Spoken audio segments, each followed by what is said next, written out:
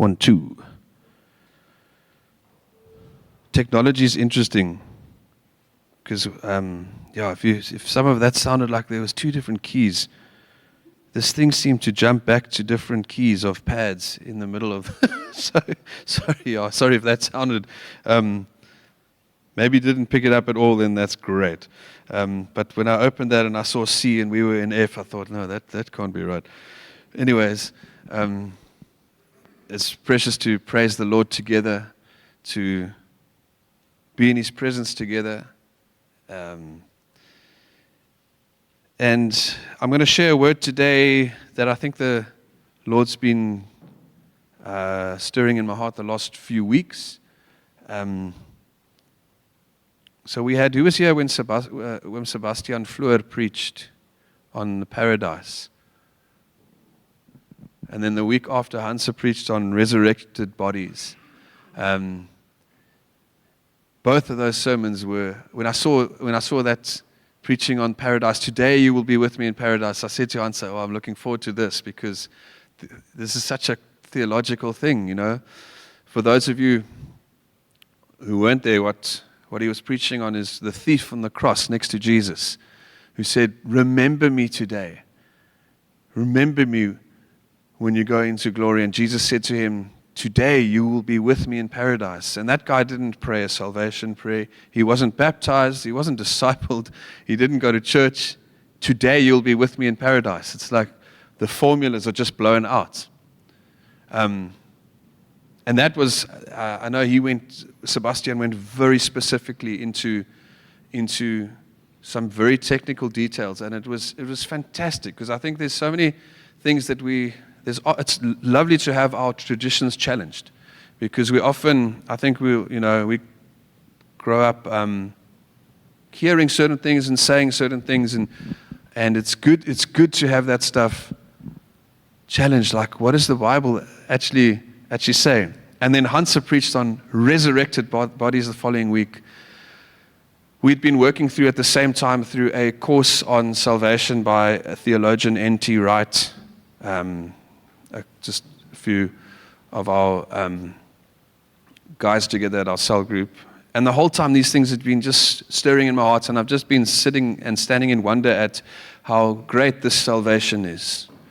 That it's so much greater than me and my relationship with God. And that is so encouraging.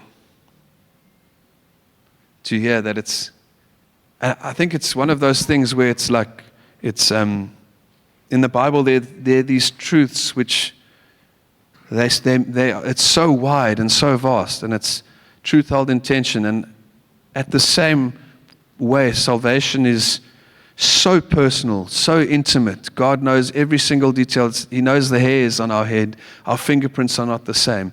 It's so personal. And then on another level, it's so macro and it's huge. And we're included in this amazing story of His. And so I'm going to share this morning more on this big part of it. On this amazing story that we get to be parts of because of Him. And so I struggled to find a title for this morning, but I settled on just growing in awe and wonder. Growing in awe and wonder at salvation. There is so much power in thanking God for salvation. It's something that it's part of our journey with Him to learn to thank Him for what happened on the cross. Adrian, skus, moet die tieners uitgegaan het? Oh, they're staying. Okay. All right. And I'm almost at the big 40, and some of you thought I was past it, but maturity. No, I'm joking. I look older than I am. I've always looked. When I was 18, everyone thought I was like 21. So always looked a bit older, but yeah, nearing 40. So I don't know, what is that? That's like mid, hey? What's the expected life expectancy these days? A little bit past middle. But so there's still lots of wisdom to develop. I'm just meaning, after walking with the Lord now for 20 plus years or so, just the things that you knew, you look at differently. You know, when I was a zealous student, I looked at salvation and it was just, my sins are forgiven. That's what it was. And that was awesome, because that's I think where it starts. Peace with God through Christ. But now when I look at it, I stand so back in so much awe and just wow of how big this is. And I remember being on a missions trip as a student and learning a lot of things, and very passionate guy. And I remember just telling everyone the whole time, I had this like epiphany I just said to them, I know nothing. Everyone asks, how's it going? I know nothing. Just at the wonder of, like, in a positive sense, saying, I actually have nothing without him. Like, everything I have is from him. I'm going to read a few scriptures for us, and we'll work through this. So the two sermons that I mentioned from the last few weeks were very, very specific on a certain part. This is going to be more of a zoomed out view of this whole thing. But it will capture what's been going on in my heart with it, because I've definitely been blessed, and the Lord's definitely been working in my heart with this thing. So this theologian N.T. Wright sums up salvation. If I were to ask you, just think quickly, if I asked you to explain to someone, they came to you and they asked, but what is salvation? Wat bedoel dit om gered te wees? What would your answer be? Just think quickly.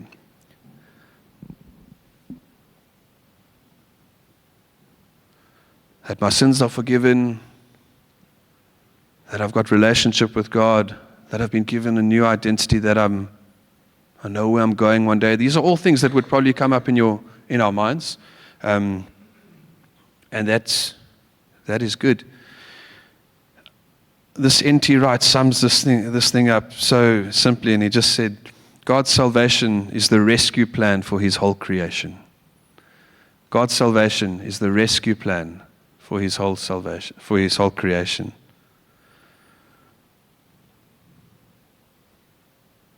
And so obviously, rescue from what? Why do we need to be rescued? I'm going to read this passage in Genesis 1, 26 to 31. And then we'll look at a few things. Genesis 1, 26 to 31.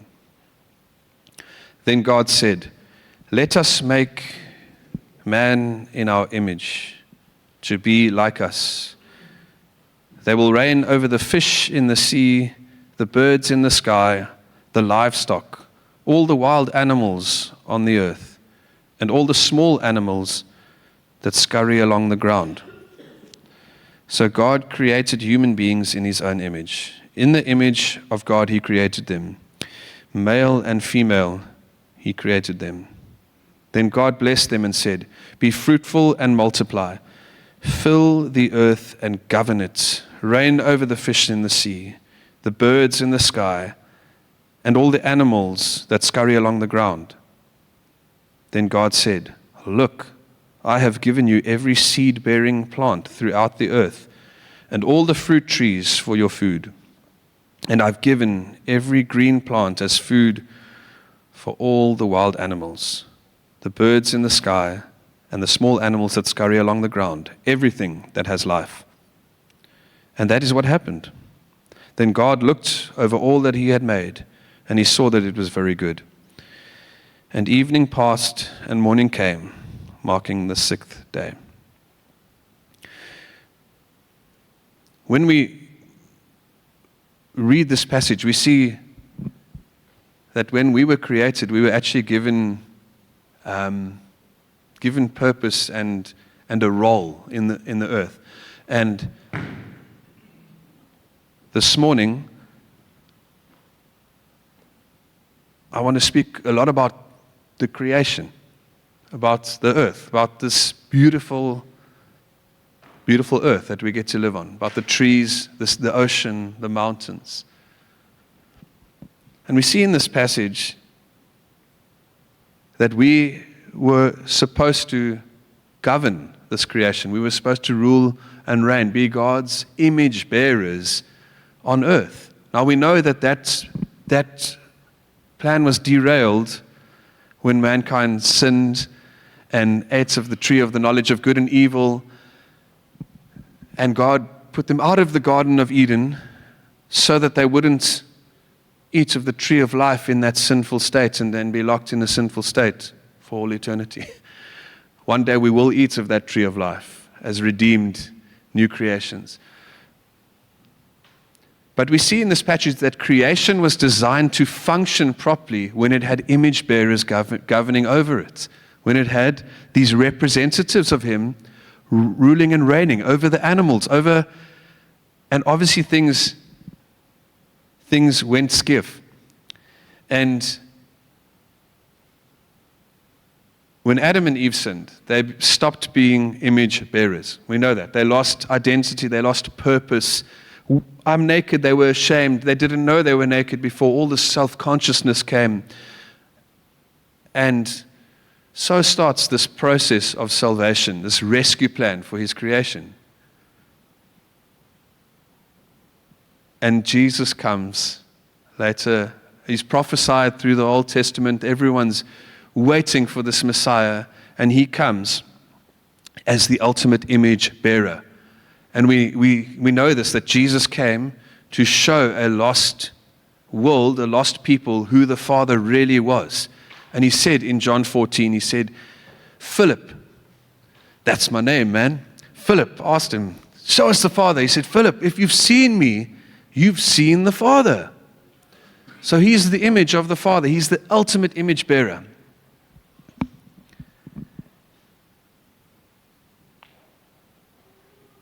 And then he sends us in that same way, that we would be image bearers, that He would create in us a new humanity, a new creation with new image bearers. I don't want to run ahead of myself here, but when this fall happened in the Garden of Eden, not only humans were influenced, the whole creation was corrupted by sin. I've even heard biblical teachers, I don't know if this is true, Hansa, maybe. I've heard someone say before that animals were not carnivores before the fall of man. I'm not sure. But it's interesting, eh? It's interesting to think, what was the result of this sin that corrupted mankind, but also corrupted God's creation? And suddenly, what happened in the Garden of Eden becomes not just about me having broken God's commandments, although that happened, but that set forth something much, much bigger into play. And the whole of His creation was then corrupted by this sickness we call sin.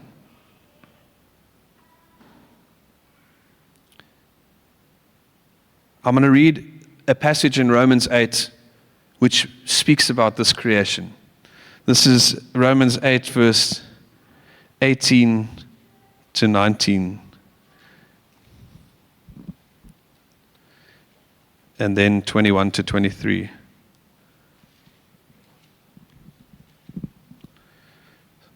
Paul says, I consider that the sufferings of this present time are not worthy to be compared with the glory that is to be revealed to us. For the anxious longing of the creation waits eagerly for the revealing of the sons of God, the image bearers. Creation's waiting for it.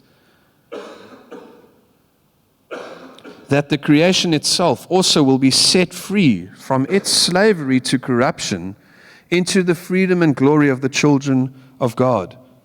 For we know that the whole creation groans and suffers the pains of childbirth together until now.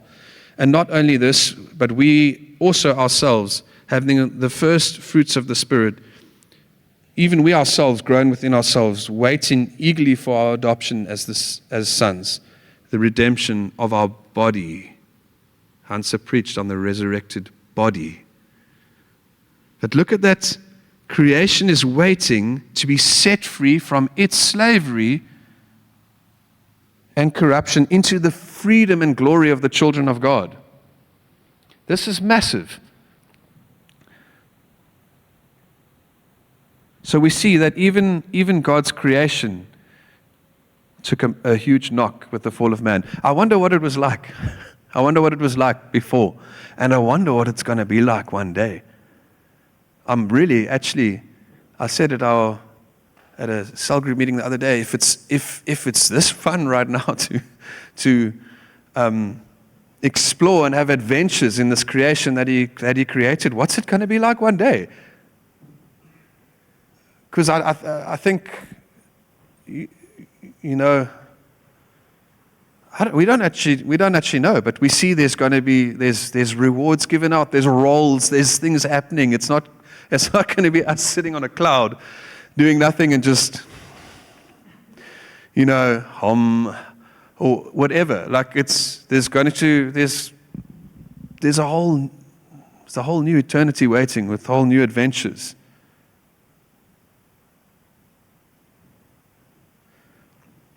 Yeah. So we see that this salvation is bigger, much bigger than just mankind failing the moral exam. That's what I'm saying. It's bigger than just we sinned and we needed forgiveness, and that's true. We sinned and we needed to be made right. But it's so much bigger than that. And that encourages me because it makes me feel, wow, I'm part of something that He has set in motion. And I get to be part of that, and it's His story of salvation. Scripture calls Jesus the Lamb slain before the foundation of the world.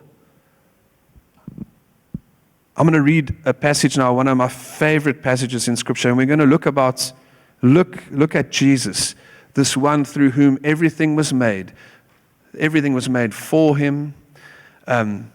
He's before all things. And Scripture calls Him the Lamb slain before the foundation of the world. He knew that He would come. God knew that He would need to come to earth. Let's read together in Colossians 1. This is chapter 1, verse 15 to 23.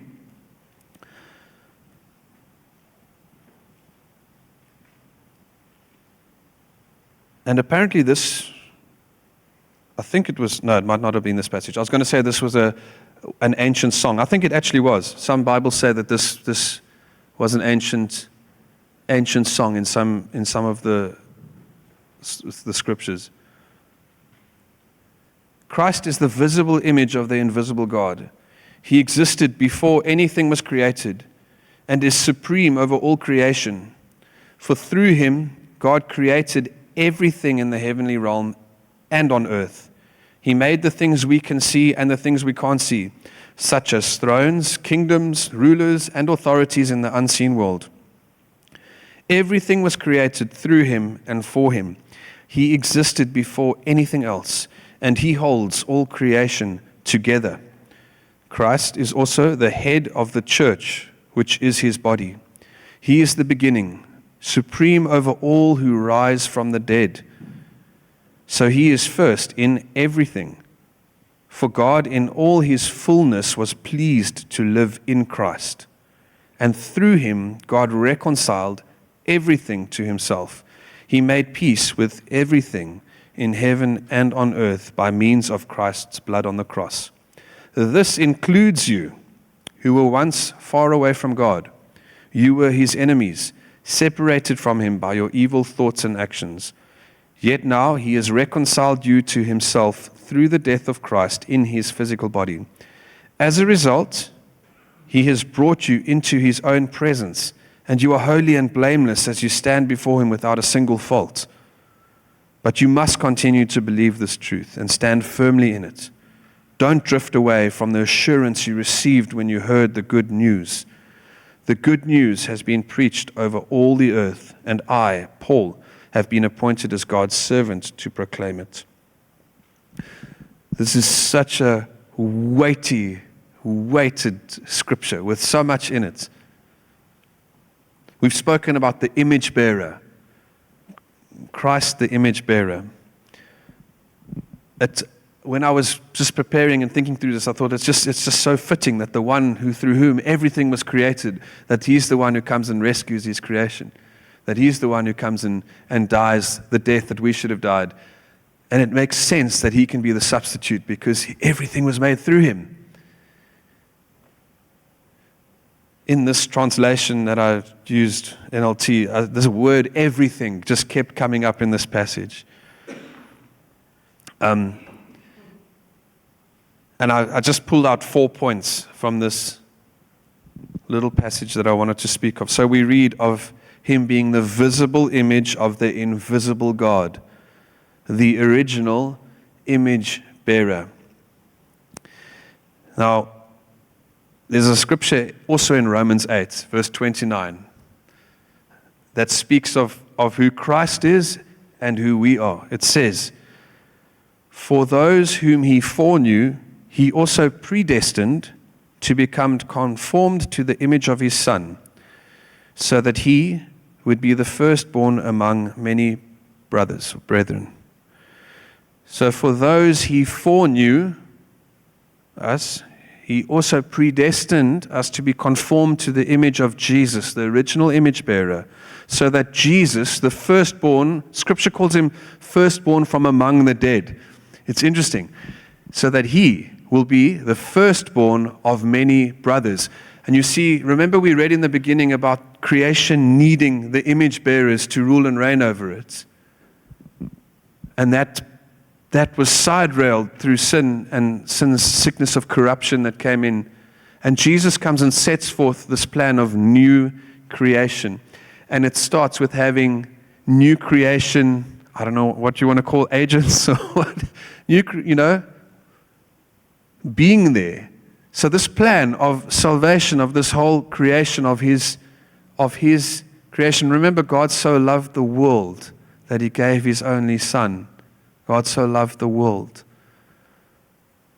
There's another little quote that comes up to me from some of the stuff we've worked through. We're not being saved out of the world. God's salvation is not just us taking us out of the world. It's the salvation of the world. And we're included in it. So we see this original image bearer, Christ, coming, setting forth, setting things right, and then us being able to be kind of born out of that, be reborn into this new creation.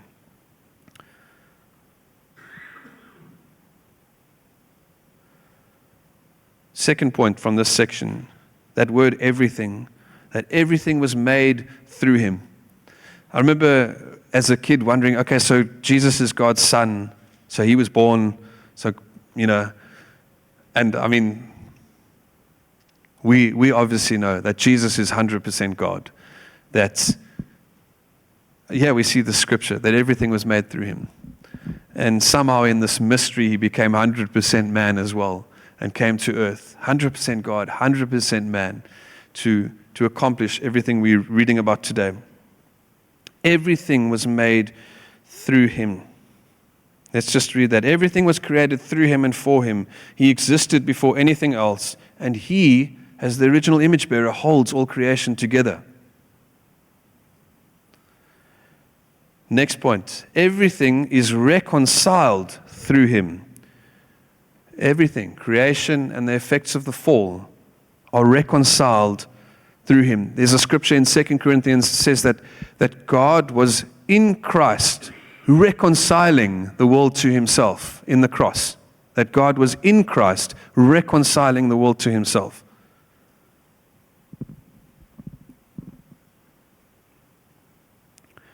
And then, I loved this translation. When I read this, I thought, yes, this kind of sums up the message. My heart today is this part of the scripture that says all of this glorious stuff we've read, that this includes you who were once far away from God.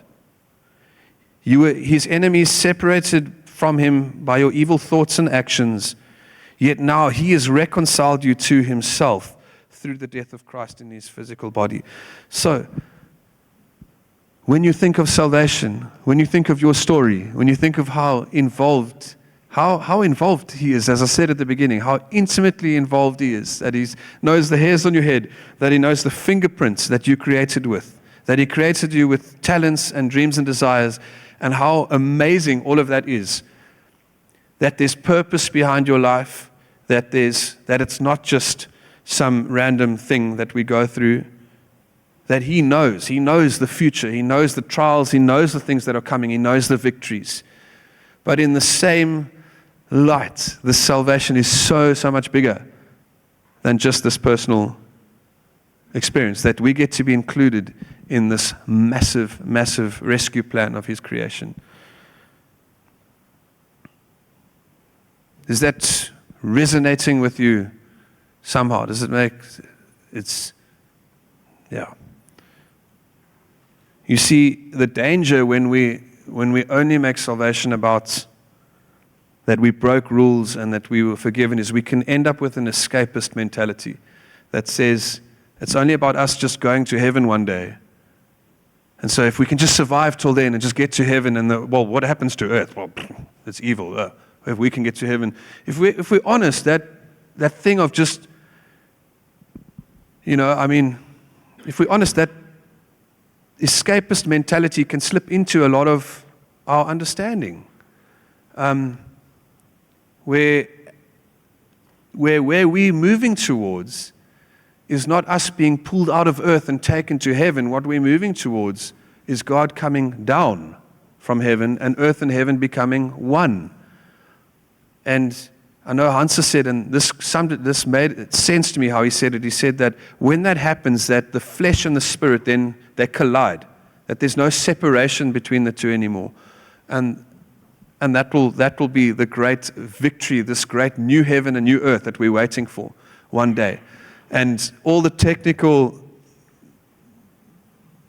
deep theological truths that were discussed in those two sermons are referred to about, okay, but where do we go now? And where will we be then?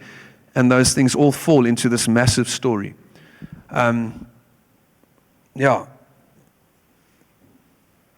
Salvation is much bigger than we realize. Here's a nice picture that this fantastic old man from England spoke of. You know the toys Russian dolls? A Russian doll, it's a toy I think little kids play with. You have one, and then you can play with it, and if you open it up, there's another one, and it goes, and there's another one, and there's another one, and there's another one. And what he said is, this salvation is so multi-layered, so deep, that we must be careful to unpack the Russian dolls. We must do it. We must go and unpack.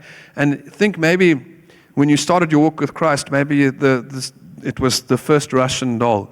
And as you delved deep, as you walked with Him, as you had new things revealed to you, and new revelations and new experiences and understandings, you opened the second one. And it goes and it goes and it goes. And it just made me think of the scripture in Philippians that says that we need to work out our salvation with fear and trembling. For it is God who is at work in us, both to will and to do His good pleasure. So for me, this is part of me working out my salvation, realizing that it's so bigger than my salvation. It's has been the journey. So I want to encourage us. This should be encouraging to us. It should be, I think it can, in our walk with God, out of very good motivation, and I've spoken of this quite a bit in my own story, one can become self-focused with great motivation. You can become so self-focused with the greatest motivation of wanting to be holy, and it can actually be such a trap. It can be such a trap for you. You see, self-consciousness was one of the results of this, what we read in Genesis. It was one of the results that made them realize they were naked. They didn't even know before. They didn't have consciousness of it, and the fall of man brought that shame. And I see this story as realizing and looking at this thing from pulled out like this, and looking at this massive story that I'm part of, of how big it is. That, the little things that we struggle with, that we want to get over, those they seem so small when you look at this massive salvation. Yeah. I feel like I'm rambling a bit, and I told Hans, this is it's such a big topic. And he said to me, try and figure out, what's the point you want to go for, and it is still so big. And I hope you can see this as just a zoomed out view of me processing some of these things. But I think as an encouragement, I would want to say to us, let's continue to work out our salvation, because it's part of this massive story that He initiated. You see, Scripture says that we can love because He first loved us. We can be saved because He first moved towards us. And we get to draw near to Him and have Him draw near to us, because I know that Scripture says, draw near to Him and He will draw near to you. But that's only possible because of His initiation, if that makes sense. That's kind of what I want to share today. I hope it lands somehow. I hope it encourages you. I'm going to pray for us. Yes.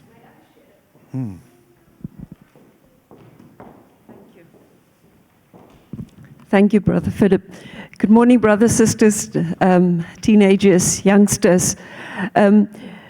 Kan ek maar Afrikaans praat nou? It's very interesting. I just wanted to say I was curious how you understand awe. I've got a student at the moment in it's research about awe intervention. So awe, and you touched on it, it's so vast. Nee, en dit wat jy probeer sê is so groot.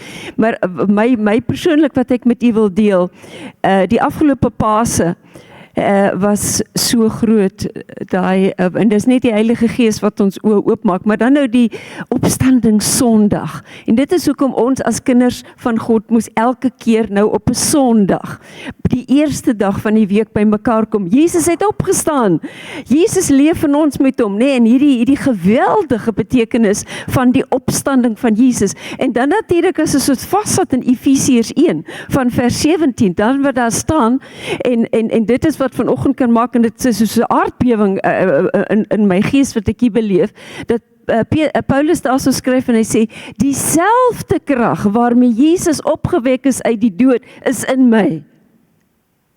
Dit maak so. Daai selfde krag. En ek ons was in Australië en ons kom terug, maar hierdie ding, hy maak so in my die hele tyd. En in een oggend hier so in gebed, en ek hoop regtig wat die Heilige Gees my gewys het, is oor 'n hele paar dae, wys hy my, en die prentjie is soos met die ark. En daar, ek wil amper sê, dit is die laaste, van die geweldige reën wat nou verby is, en daarmee saam die boodskap nou van hoe gebruik ons hierdie wat ons weet. En ek as ware wat hier so staan, en die Here, soos die Heilige Gees, was nie 'n duif nie, maar soos 'n duif bring vir my 'n takkie. Ek vertel vir Johan, hy is net so lank, en dit ruik baie lekker. En ek loop die hele dag, wat op die aarde beteken dit? En die volgende dag maak die Heilige Gees vir my duidelik, hoor net hier, daai takkie wat jy het, wat vir jou gegee is, as kind van God, kom van Openbaring 22 wat jy aangehaal het, van die boom van die lewe.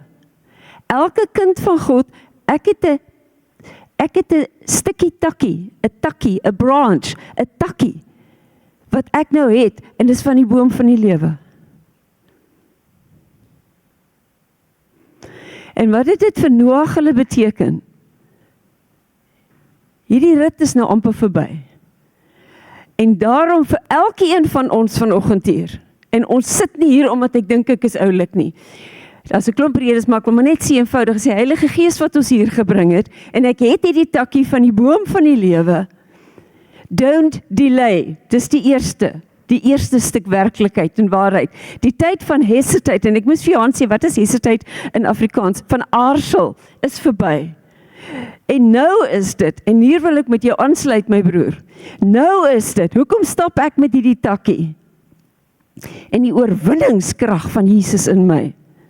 Nou is dit, elke winkel wat ek instap, I proclaim the kingdom of God. En daai winkel, daai shopping center, is mos nou anders. Nou is dit, Here, nou wie toe stuur jy vir my? Nou is dit waar ek ry, elke oomblik. I proclaim the kingdom of God. Daarom is Bellville, daarom is Durbanville, daarom is Milnerton, die Kaap, waar ek ook al ry.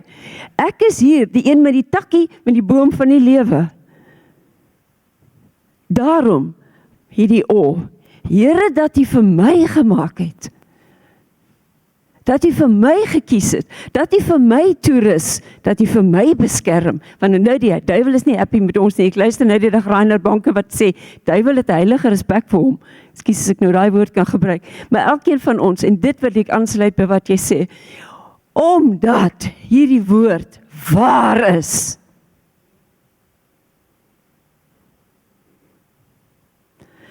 Ek het die takkie van die opgestane Here wat lewe. En nou, elke sekond, kies ek om in gehoorsaamheid hierdie waarheid te doen. In die krag van die Heilige Gees. En ek is totaal oorweldig. En dis waar die dan inkom. Here God, U gebruik my, U woord is waar. U stuur my. En die tyd is inderdaad min. En dis die groot voorreg. En daarom sien ons uit hoe die Heilige Gees jou gaan lei, om nou te bid vir ons, om elkeen as gestuurdes uit te gaan. En dit is dat ek weet dan, elke stukkie en elke sekond maak saak.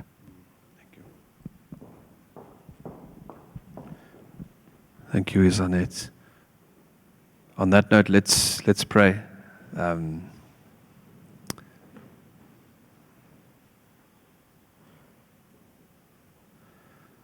Father, we just thank you, we honor you, we praise you.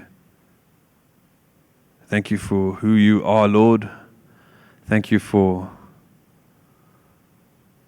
everything that we've experienced and come to know of your nature. And we know that just that is so, that there's so much more to discover, that we'll be discovering through eternity. Thank you that you're good, that you're holy and sovereign, slow to anger, abounding in mercy. And we thank you for these amazing truths, Lord. Thank you for this story that we can see, that we can be part of. And I pray more and more that you would reveal into our hearts, Lord, and a conviction of what you've called us to be and do in that order. Thank you that we are your image bearers. Thank you that we bring your kingdom, Lord, where we go, that we carry your presence. And I thank you, Lord, and I pray over us that this week, that there would be moments where we would just, that voice would just click and we would know, okay, you're busy with something. And I thank you. I pray for moments that we would be able to carry your presence into situations, that would be moments where we could be agents of heaven and bring heaven to earth. We thank you, Lord. I pray for each person listening. Thank you for the awareness of your indwelling presence, Lord, and your presence upon us. And I thank you that as we go out of here, that we go carrying you with us, Lord.